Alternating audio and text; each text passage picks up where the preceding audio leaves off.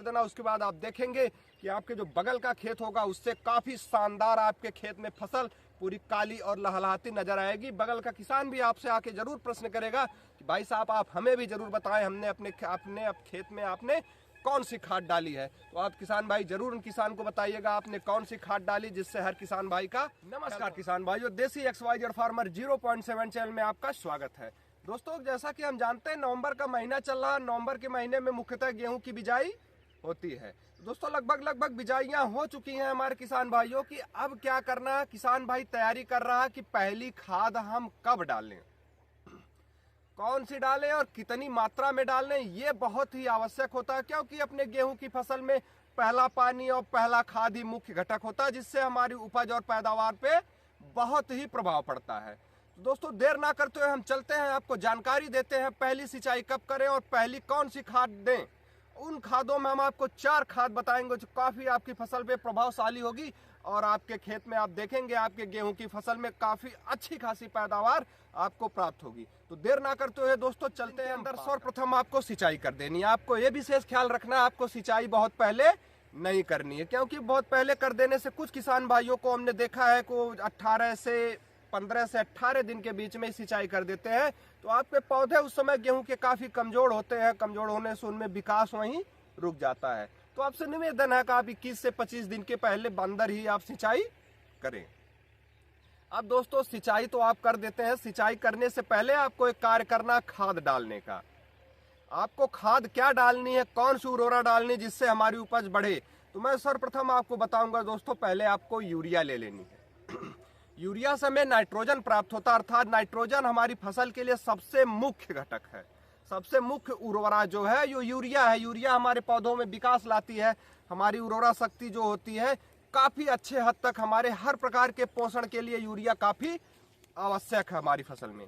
दोस्तों, अब दूसरी फसल क्या होती है, दूसरी जो फसल में हमारी उर्वरक डालनी है वो आपको ले लेना है जिंक। आप विशेष ख्याल करें, जिंक आपको लोकल नहीं लेना है कि 200 रुपये का थैला उठा लाए खेत में फेंक दिए, आपका पैसा भी नुकसान हुआ और काफ़ी कम प्रभाव आपके फसल पे हुआ। आपको ले आना जिंक सल्फेट 33%, जिसमें आपको जिंक भी अवेलेबल हो जाता है और सल्फर भी अवेलेबल हो जाता है। जिंक क्या करता है, हमारी फसल को हरी भरी रखता है, और सल्फर जो है काफ़ी हद तक हमारे जो कीट होते हैं उनमें बीमारियां आती हैं उससे भी लड़ता है। तो इस प्रकार से आप ये चीज़ ले सकते हैं। तीसरी चीज़ आपको क्या लेना है जो बहुत ही बेस्ट होती है, वो ह्यूमिक एसिड है। आजकल बहुत तेज प्रचलन में चल रही ह्यूमिक एसिड आपको विशेष करके 98% लेना है। जैसे क्या करना है, उसका उपयोग क्या होता है, हम अपनी फसल में डालते हैं। जैसे सिंचाई के पहले इन खादों में जो हमने बताया इसमें मिक्स करके आप डालते हैं, इसका बहुत ही प्रभाव होता है। ये हमारी मिट्टी को भुरभुरा रखता है और जो आने वाली बीमारियां हमारी फसल पे होती है उससे लड़ने में काफ़ी सहायक होता है।